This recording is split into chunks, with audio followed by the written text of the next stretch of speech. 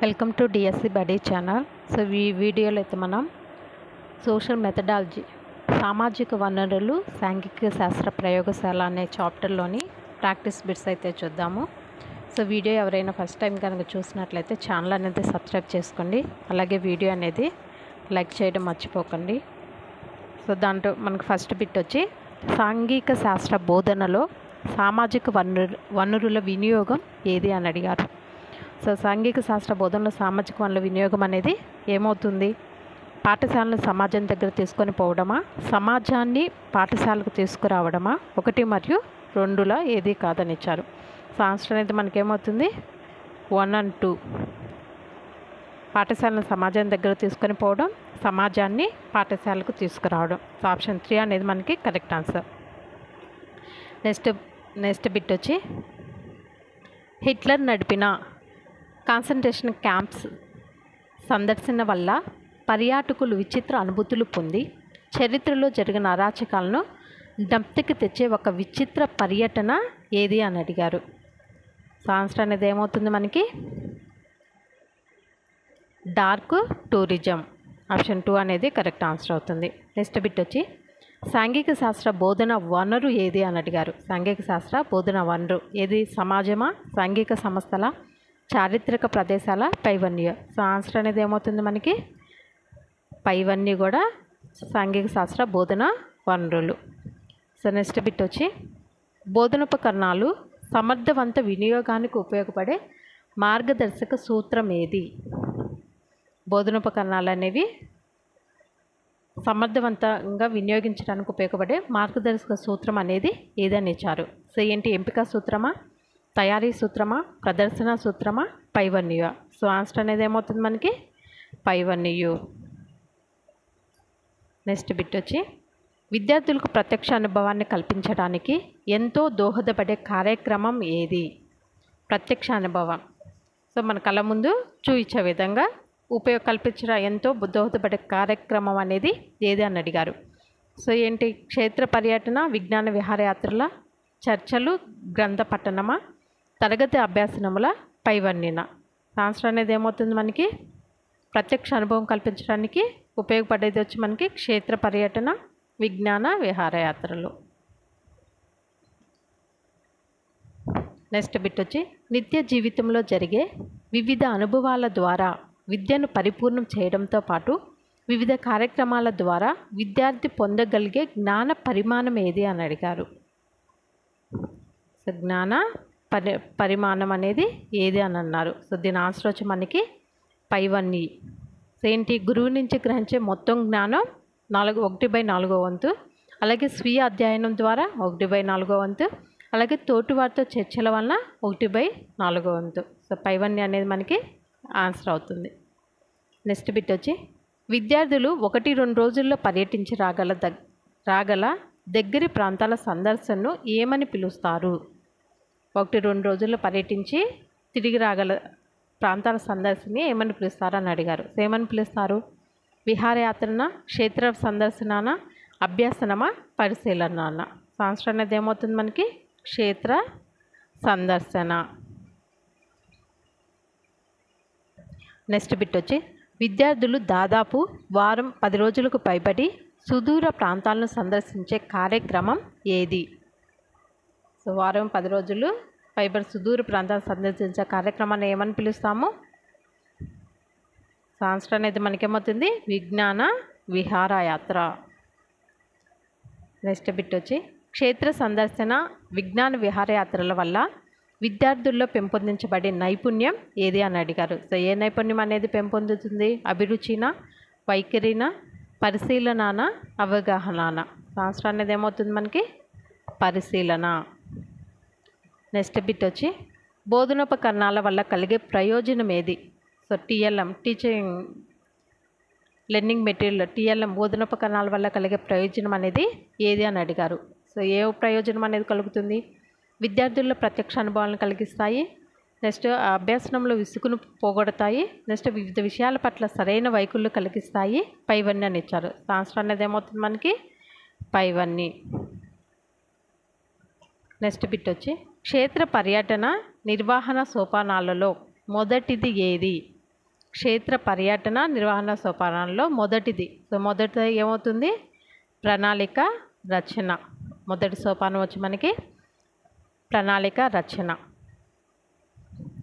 Next bit, క్షేత్ర సందర్శన కార్యక్రమం నిర్వహణలో చివరి సోపానం ఏది అని అడిగారు.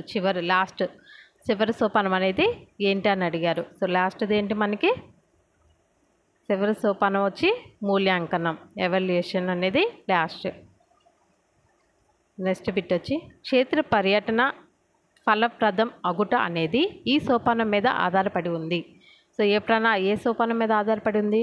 ప్రణాళిక రచన, ప్రణాళిక అమల, మూల్యాంకనమా, తదుపరి కార్యక్రమ. ఆన్సర్ అనేది ఏమవుతుంది మనకి? ప్రణాళిక అమలు. నెక్స్ట్ బిట్ వచ్చి క్షేత్ర పర్యటనలు విజ్ఞాన విహారయాత్రలు ఏర్పాటు చేయు ముందు తీసుకోవాల్సిన జాగ్రత్త ఏది? ఏ జాగ్రత్త తీసుకోవాలి? సాధించాల్సిన లక్ష్యాలు లేదా సందర్శించాల్సిన స్థలమా, అధికారుల అనుమత, పైవన్నీనా? ఆన్సర్ అనేది ఏమవుతుంది మనకి? పైవన్నీ. నెక్స్ట్ బిట్ వచ్చి క్షేత్ర పర్యటనల నిర్వహణలో ఉపాధ్యాయుల పాత్ర ఏమిటి అని అడిగారు. సో ఉపాధ్యాయుల పాత్ర అనేది ఏమిటి? పర్యటన గురించి విద్యార్థులను ప్రేరేపించడం. సో ప్రేరేపిస్తారు కదా. నెక్స్ట్ ప్రణాళికను కట్టుదిట్టంగా అమలుపరచడం. నెక్స్ట్ మంచి సామర్థ్యాలున్న వారి గురించి నాయకత్వ బాధ్యతలు అనేవి అప్పచెప్పడం. సో ఆన్సర్ అనేది మనకి పైవన్నీ అనేది కరెక్ట్ ఆన్సర్ అవుతుంది. నెక్స్ట్ బిట్ వచ్చి క్షేత్ర పర్యటనల నిర్వహణలో ఉపాధ్యాయులు చేయకూడని పని ఏది? ఏ పని చేయకూడదు? పెద్ద గొంతుతో పిల్లల్ని మందలించడం. పిల్లల్ని పెద్ద గొంతుతో మందలించకూడదు. నెక్స్ట్ అందరి ముందు అవమానపరచడం. నెక్స్ట్ ఉపన్యాసాలు ఇవ్వకూడదు. సో ఇవన్నీ కూడా చేయకూడదు అన్నమాట. సో దీని ఆన్సర్ వచ్చి మనకి పైవన్నీ. సో నెక్స్ట్ బిట్ వచ్చి విద్యార్థుల్లో ప్రత్యక్ష అనుభవాలు, సౌందర్యాత్మక విలువలు వేటి ద్వారా పెంపొందించుకోవచ్చు? సో వేటి ద్వారా? క్షేత్ర పర్యటనలు, విజ్ఞాన విహారయాత్రల ద్వారానా, చర్చలు, గ్రంథ పఠనం, సమావేశాల, ఉపన్యాసమా, పైవన్నీ? సో ఆన్సర్ అనేది ఏమవుతుంది మనకి? ప్రత్యక్ష అనుభవాలు రేటులో ఉంటే మనకి క్షేత్ర పర్యటనలు. సో మన ఆన్సర్ వచ్చి క్షేత్ర పర్యటనలు, విజ్ఞాన విహారయాత్రలు. నెక్స్ట్ బిట్ వచ్చి క్షేత్ర పర్యటనల పరిమితి ఏది? సో పరిమితి అనేది ఏంటి అని అడిగారు. సో పరిమితి అనేది ఏంటి? కాలహరణం జరుగుతుంది. సో క్షేత్ర పర్యటన అంటే ఎక్కువ టైం అనేది అవుతుంది. నెక్స్ట్ అనుకోని అవాంతరాలు జరగటానికి అవకాశం ఉంది. నెక్స్ట్ విద్యార్థులు క్రమశిక్షణ లోపిస్తే పర్యటన విజయవంతం కాదు. సో పైవన్నీ. సో ఆన్సర్ అనేది ఏంటి మనకి? పైవన్నీ. నెక్స్ట్ బిట్ వచ్చి విద్యార్థుల అభిరుచి మేరకు అభివృద్ధి జరగడానికి వేదికలు ఏవి? సో ఏంటి మనకి? ఆన్సర్ అనేది ఏమవుతుంది? సాంఘిక శాస్త్ర క్లబ్బుల, క్షేత్ర పర్యటన, గ్రంథాలయాల, హోంవర్క్. సో ఆన్సర్ అనేది ఏమవుతుంది? సాంఘిక శాస్త్ర క్లబ్బులు. నెక్స్ట్ బిట్ వచ్చి సమిష్ట ఆశయ సాధన కోసం వ్యక్తులు సంఘటితం కావటంను ఏమంటారు? ఏమంటారు? గ్రంథాలయం అంటారా, క్లబ్బా, చర్చా వేదికనా, నమూనానా? సో సమిష్టి ఆశయ సాధన కోసం వ్యక్తులు సంఘటితం కావడాన్ని, సో అందరూ ఒక చోట కలవడాన్ని ఏమంటాము? క్లబ్. నెక్స్ట్ బిట్ వచ్చి సాంఘిక శాస్త్ర క్లబ్లో గల సభ్యులు ఎవరు? సో సాంఘిక శాస్త్ర క్లబ్లో సభ్యులు ఎవరు ఉంటారు? విద్యార్థులు ఉంటారా, ఎన్నుకున్న అధ్యక్షుడు, ఉపాధ్యక్షుడు ఉంటారా, కోశాధికారి, సహాయ కార్యదర్శి ఉంటారా, పై వారందరూ ఉంటారా? సో ఆన్సర్ అనేది ఏమవుతుంది మనకి? సో పై వారందరూ క్లబ్లో ఉంటారనమాట. నెక్స్ట్ బిట్ వచ్చి సాంఘిక శాస్త్ర క్లబ్ యొక్క గౌరవ అధ్యక్షుడిగా ఎవరు వ్యవహరిస్తారు? సో ఎవరు వ్యవహరిస్తారు? సాంఘిక శాస్త్ర ఉపాధ్యాయుడు. నెక్స్ట్ బిట్ వచ్చి సాంఘిక శాస్త్ర క్లబ్లో విద్యార్థులు నిర్వహించే పాత్ర ఏది? సో విద్యార్థులు ఏ పాత్ర నిర్వహిస్తారు? ఉపాధ్యక్షుడిగానా, కార్యదర్శిగానా, కోశాధికారిగానా, పైవన్యునా? ఆన్సర్ అనేది మనకి పైవన్నీ. నెక్స్ట్ బిట్ వచ్చి సాంఘిక క్లబ్ చేపట్టదగిన కార్యక్రమం ఏది? విద్యావేత్తల ఉపన్యాసాలు, విద్యావేత్తల చేత ఉపన్యాసాలు అనేవి ఇప్పించడం. నెక్స్ట్ క్షేత్ర పర్యటనలు, విహారయాత్రలు నిర్వహించటం. నెక్స్ట్ సాంఘిక శాస్త్ర విషయాలపై చర్చలు నిర్వహించడం. సాంస్కృతి అనేది ఏమవుతుంది మనకి? పైవన్నీ అనేది ఆన్సర్ అవుతుంది. నెక్స్ట్ బిట్ వచ్చి పాఠశాలలో మొక్కలు పెంచడం, వనభోజనాలు నిర్వహించడం అనే కార్యక్రమం నిర్వహించేవారు ఎవరు అని అడిగారు. సో ఎవరు నిర్వహిస్తారు? సాంఘిక శాస్త్ర క్లబ్బా, ప్రదర్శనశాలనా, గ్రంథాలయమా, పాఠశాల యాజమాన్యమా? ఆన్సర్ అనేది ఏమవుతుంది? సాంఘిక శాస్త్ర క్లబ్. నెక్స్ట్ బిట్ వచ్చి సాంఘిక శాస్త్ర క్లబ్ వలన కలిగే ప్రయోజనం ఏది? సో సాంఘిక శాస్త్ర క్లబ్ వలన కలిగే ప్రయోజనం అనేది ఏమవుతుంది? విద్యార్థుల్లో క్రమశిక్షణ, ఆత్మవిశ్వాసం పెంపొందించబడతాయి. శాస్త్రీయ పద్ధతుల ఆలోచన పెరుగుతుంది. నెక్స్ట్ సంఘీభావం, సహకారం వంటి సుగుణాలు అలవడతాయి. ఆన్సర్ వచ్చి మనకి పైవన్నీ. నెక్స్ట్ బిట్ వచ్చి విద్యార్థులకు కేవలం పాఠ్యబోధన, అభ్యసన విధానాలే కాకుండా వివిధ రకాలైన అభ్యసన ప్రక్రియలకు చోటు కల్పించడం కోసం ప్రత్యేకించి ఏర్పాటు చేసిన కేంద్రాలు ఏవి అని అడిగారు. సో ఏ కేంద్రాలు ఏర్పాటు చేశారు? అధ్యయన కేంద్రాల, సామాజిక కేంద్రాల, పౌర సంస్థల, గ్రంథాలయాల? ఆన్సర్ అనేది ఏమవుతుంది మనకి? అధ్యయన కేంద్రాలు. నెక్స్ట్ బిట్ వచ్చి విద్యార్థుల ఆసక్తిని బట్టి ఉన్నత విద్య అభ్యసించాలనుకునే వారి కోసంగా వారికి అదనపు పరిజ్ఞానం అందించడం కోసం ఉపయోగపడే సంస్థలు ఏవి అని అడిగారు. సో ఏ సంస్థలు ఉపయోగపడతాయి వారికి? అధ్యయన కేంద్రాలు. నెక్స్ట్ బిట్ వచ్చి వెనుకబడిన వర్గాలకు చెందిన విద్యార్థులు ఉద్యోగ నియామకు పరీక్షలు ఉత్తీర్ణత కోసం నడపబడే సంస్థలు ఏవి అని అడిగారు. సో ఏ సంస్థలు? ప్రైవేట్ సంస్థల, స్థానిక సంస్థల, అధ్యయన కేంద్రాల, వస్తు ప్రదర్శనశాల? ఆన్సర్ అనేది ఏమవుతుంది? అధ్యయన కేంద్రాలు.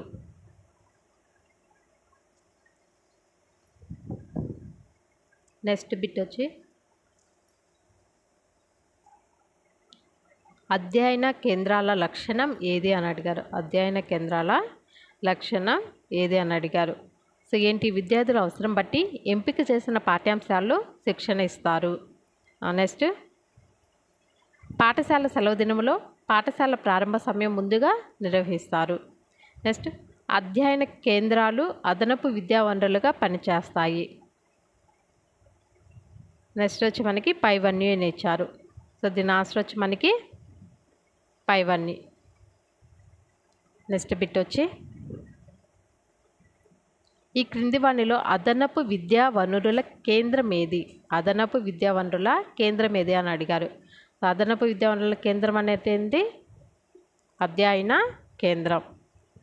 నెక్స్ట్ బిట్ వచ్చి నేషనల్ టాలెంట్ పరీక్షలు, సైన్స్, మ్యాథ్స్, ఒలింపియాడ్ వంటి అనేక పరీక్షలకు సంబంధించిన సమాచారం విద్యార్థులకు ఎప్పటికప్పుడు తెలుసుకున్నట్టుకు వీలు కల్పించేది ఏది అని అడిగారు.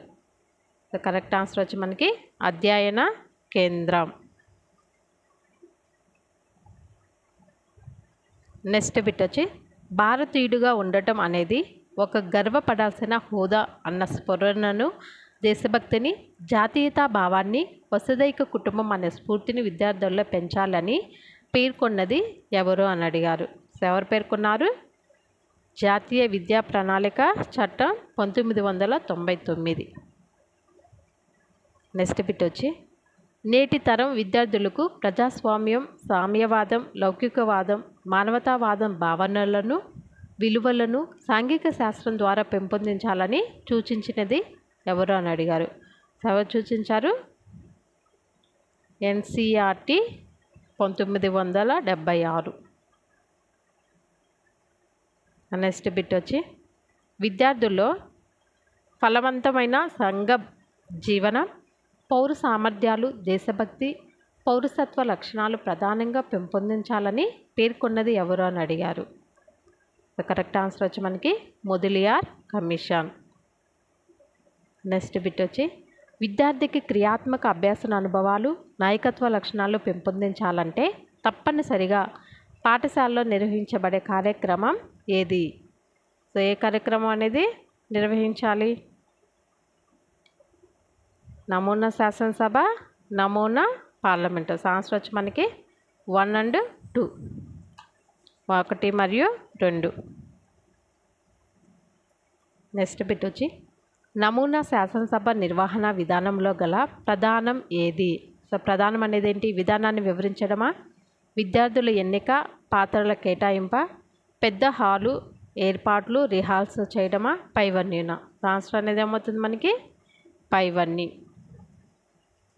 నెక్స్ట్ బిట్ వచ్చి నమూనా శాసనసభ నిర్వహణలో గల అంశం ఏది? సో అంశం అనేది ఏమవుతుంది? నమూనా శాసనసభ నిర్వహణలో గల అంశం ప్రవేశమా, చర్చించాల్సిన అంశాల, చర్చ ప్రారంభమా, పైవన్నీనా? ఆన్సర్ అనేది ఏమవుతుంది మనకి? పైవన్నీ. నెక్స్ట్ బిట్ వచ్చి నమూనా శాసనసభలో తర్ఫీదు ఇవ్వవలసిన విషయం ఏది? సో తర్ఫీదు ఇవ్వవలసిన విషయం అనేది ఏమవుతుంది? 0 అవర్, వాకౌట్, ప్రశ్నల సమయం. సో పైవన్నీ అనేది మనకి ఆన్సర్ అవుతుంది. నెక్స్ట్ బిట్ వచ్చి ఆంధ్రప్రదేశ్ రాష్ట్రంలో ఆంధ్ర ప్రాంతంలో ఉన్న పాఠశాలల్లో పౌర శిక్షణ కార్యక్రమాలు ఎప్పటి నుంచి ప్రవేశపెట్టారు? సో ఎప్పటి నుంచి ప్రవేశపెట్టారు? 1948. నెక్స్ట్ బిట్ వచ్చి నమూనా పార్లమెంట్ లేదా నమూనా శాసనసభ వల్ల కలిగే ప్రయోజనం ఏది అని అడిగారు. సో కలిగే ప్రయోజనం అనేది ఏంటి మనకి?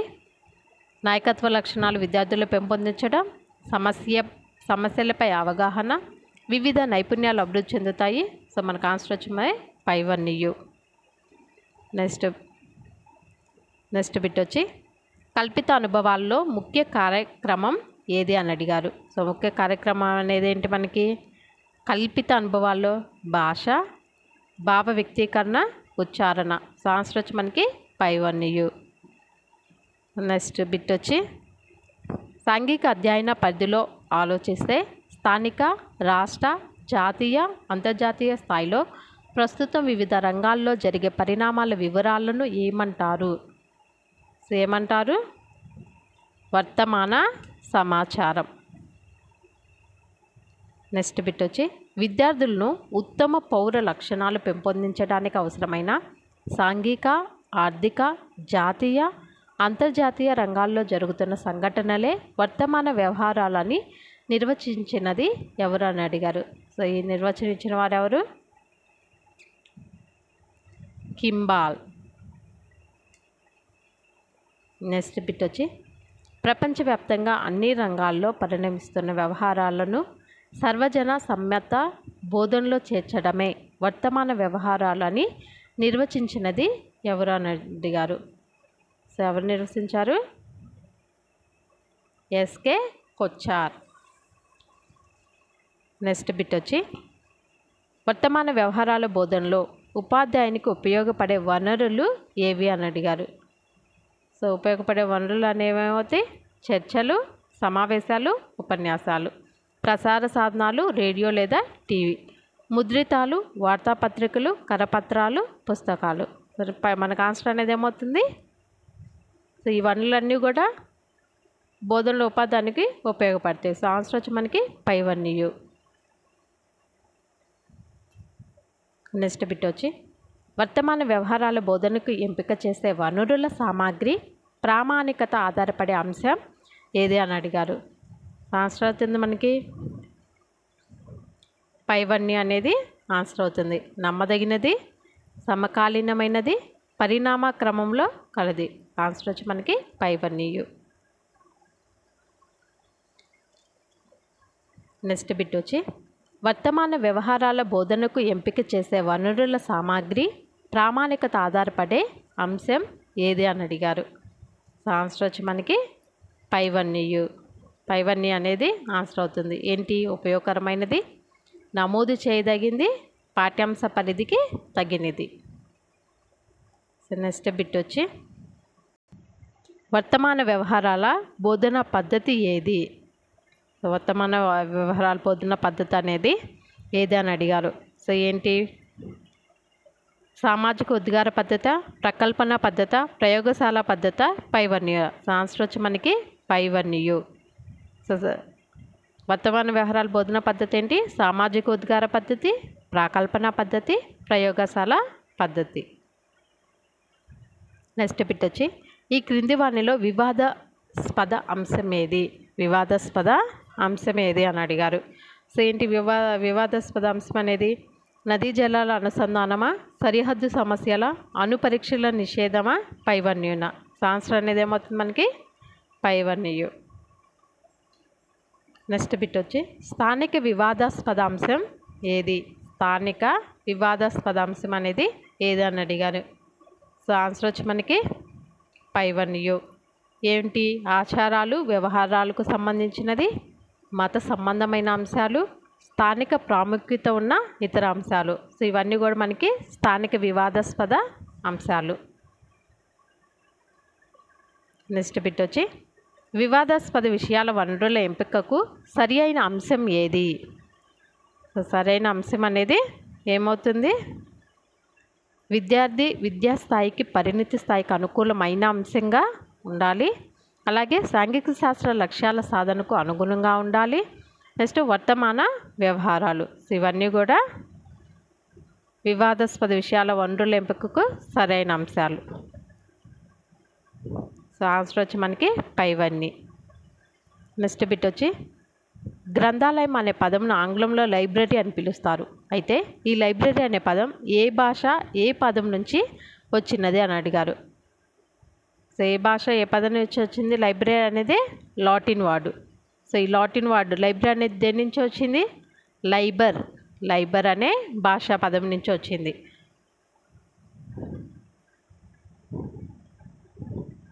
నెక్స్ట్ బిట్ వచ్చి లైబర్ అనగా లాటిన్ భాషలో అర్థమేమి? సో లైబర్ అనగా లాటిన్ భాష అర్థం ఏంటి? లైబర్ అనగా పుస్తకం. నెక్స్ట్ బిట్ వచ్చి జీవితం అనే వృక్షంలో సార్థకత కలిగించే ఫలాలు రెండే. అవి ఒకటి మంచి పుస్తకాలు చదవడం, రెండవది గొప్ప వ్యక్తులతో మాట్లాడడం అని పేర్కొన్నది ఎవరు అని అడిగారు. సో ఎవరు పేర్కొన్నారు?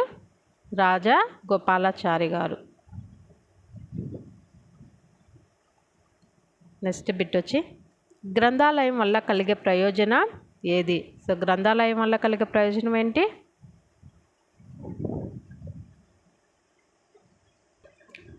గ్రంథాలయం వల్ల కలిగే ప్రయోజనం ఏంటి మనకి?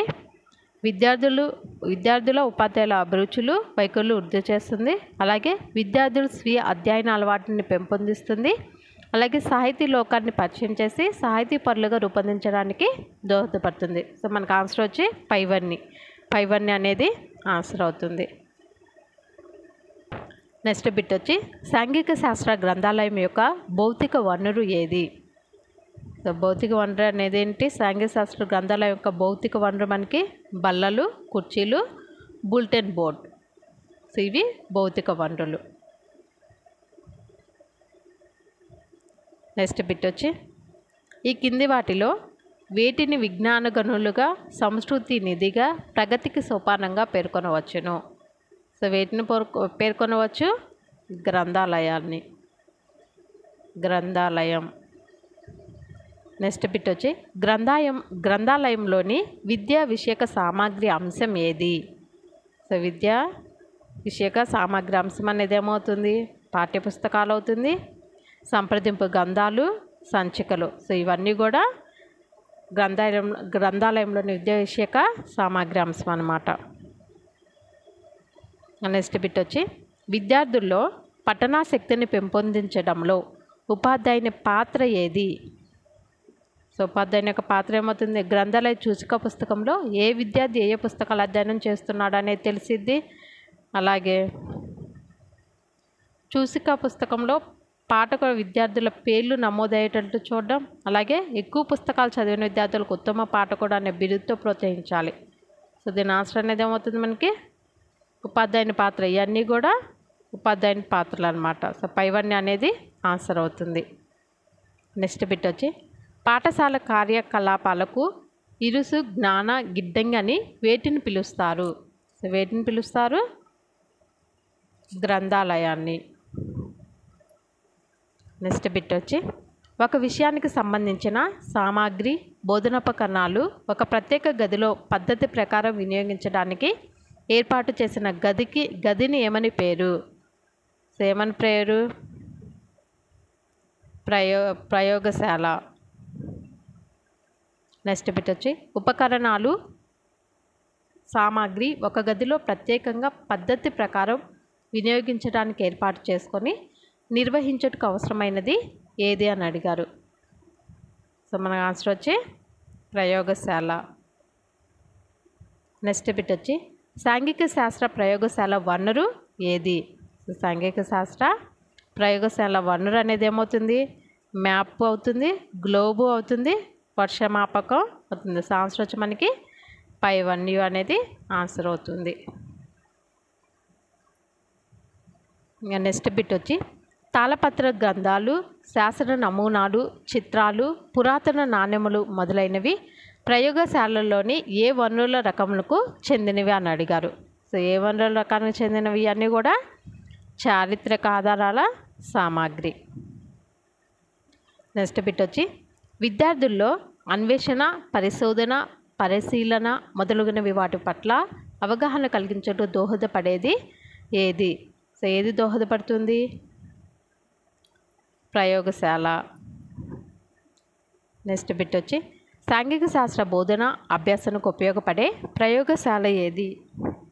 సాంఘిక శాస్త్ర బోధన అభ్యాసనకు ఉపయోగపడే ప్రయోగశాల ఏది అని అడిగారు. సో ప్రయోగశాల అనేది ఏమవుతుంది? సమాజం. నెక్స్ట్ బిట్ వచ్చి కొండలు, లోయలు, సరస్సులు వివిధ రకాల నేలలు ఏ రకపు సామాజిక వనరుగా పరిగణించబడ్డాయి? సో ఏ రకపు కొండలు, లోయలు, సరస్సులు వివిధ రకాల నేలలు అనేవి ఏ రకం సామాజిక వనరుగా పరిగణించబడ్డాయి? చారిత్రక వనరుల, సాంస్కృతిక వనరుల, భౌగోళిక వనరుల, ఆర్థిక ప్రాముఖ్యత వనరుల? సో ఆన్సర్ అనేది ఏమవుతుంది? భౌగోళిక వనరులు. నెక్స్ట్ బిట్ వచ్చి ఈ కింది వాణిలో సాంస్కృతిక వనరు ఏది? సో కింది వాళ్ళ సాంస్కృతిక వనరులు అనేది ఏంటి? పురాతన వస్తు ప్రదర్శనశాలనా, పాఠశాలనా, ఫిలిం స్టూడియోనా, పైవన్నీ అనేది? సో ఆన్సర్ అనేది ఏమవుతుంది మనకి? సాంస్కృతిక వనరుకి పైవన్నీ. నెక్స్ట్ బిట్ వచ్చి చిరస్మారకాలు, దేవాలయాలు, మసీదులు, చర్చీలు, శిలాశాసనాలు ఏ రకపు వనరు అని అడిగారు. సో ఇవన్నీ ఏ రకపు వనరులు? చారిత్రక వనరులు. నెక్స్ట్ బిట్ వచ్చి సాంఘిక శాస్త్ర బోధనలో సామాజిక వనరులు వినియోగించే విధానం ఏది? సాంఘిక శాస్త్ర బోధనలో సామాజిక వనరులు వినియోగించే విధానం అనేది ఏది అని అడిగారు. సో ఏ విధానం? పాఠశాలను సమాజం దగ్గర తీసుకొని పోవడం, సమాజాన్ని పాఠశాలకు తీసుకొని రావడం. సో మన ఆన్సర్ వచ్చి 1 మరియు 2. నెక్స్ట్ బిట్ వచ్చి పాఠశాలను సమాజం దగ్గరకు తీసుకొని పోయే కార్యక్రమం ఏది? సో ఏ కార్యక్రమం? క్షేత్ర పర్యటన, పాఠశాల శిబిరం, సమాజ సేవ కార్యక్రమాలు. సో ఆన్సర్ అనేది ఏమవుతుంది మనకి? పైవన్నీ.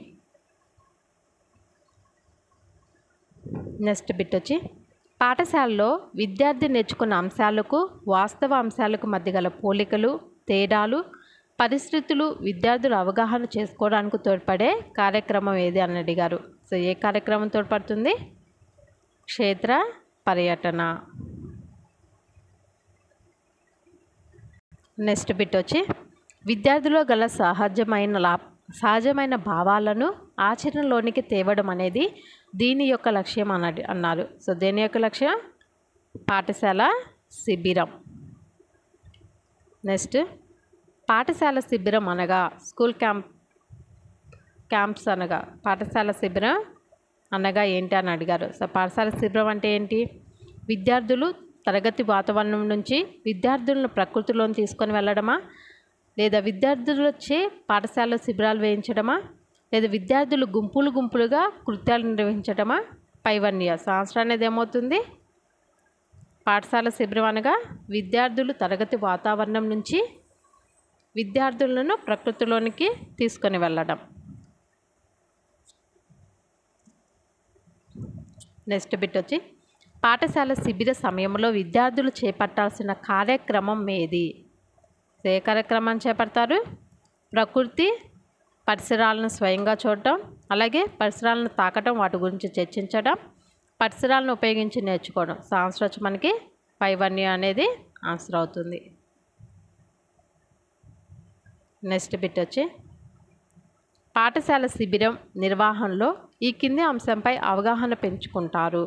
సో ఏ అంశంపై అవగాహన పెంచుకుంటారు? పరిశుభ్రత, ఆరోగ్య సూత్రాలు మీద, అలాగే సాంఘిక ఆచారాలు, సామాజికత మీద, అలాగే ఆహార పద్ధతులు, తయారీ మీద. సో ఆన్సర్ వచ్చి మనకి 5. నెక్స్ట్ బిట్ వచ్చి సమాజానికి సహాయం చేయడానికి చేపట్టే కార్యకలాపాలను ఏమంటారు? సో ఏమని పిలుస్తారు? సమాజానికి సహాయం చేయడానికి చేపట్టే కార్యాలని సమాజ సేవా కార్యక్రమాలు అని పిలుస్తారు. నెక్స్ట్ బిట్ వచ్చి ఈ కింది వానిలో సమాజ సేవా కార్యక్రమం ఏది? సో ఈ కింది వానిలో సమాజ సేవా కార్యక్రమం అనేది ఏది అని అడిగారు. సో ఏది? శ్రమదానం చేయడం అనేది ఏమవుతుంది? సమాజ సేవా కార్యక్రమం అవుతుంది. అలాగే గ్రామ పారిశుద్ధ్య కార్యక్రమం చేపట్టడం, అలాగే వయోజన విద్యా కేంద్రాన్ని నడపడం కూడా సమాజ సేవా కార్యక్రమమే. సో ఆన్సర్ అనేది ఏమవుతుంది మనకి? 5. నెక్స్ట్ బిట్ వచ్చి ఈ క్రింది వాటిలో సమాజాన్ని పాఠశాలకు తీసుకొని వచ్చే కార్యక్రమం ఏది అని అడిగారు. సో సమాజాన్ని పాఠశాల తీసుకొని వచ్చే కార్యక్రమం అనేది ఏమవుతుంది? ప్రముఖులను పాఠశాలకి ఆహ్వానించడం, అలాగే తల్లిదండ్రుల సమావేశాలు నిర్వహించడం, అలాగే పర్వదినాలు, పండుగలు, ఉత్సవాలు అనేవి నిర్వహించడం. సో ఆన్సర్ వచ్చి మనకి 5 అనేది కరెక్ట్ ఆన్సర్ అవుతుంది. సో వీడియో నచ్చితే కనుక లైక్ చేయండి. ఇలాంటి వీడియోస్ కోసం ఛానల్ని అయితే సబ్స్క్రైబ్ చేసుకోండి. Thank you for watching.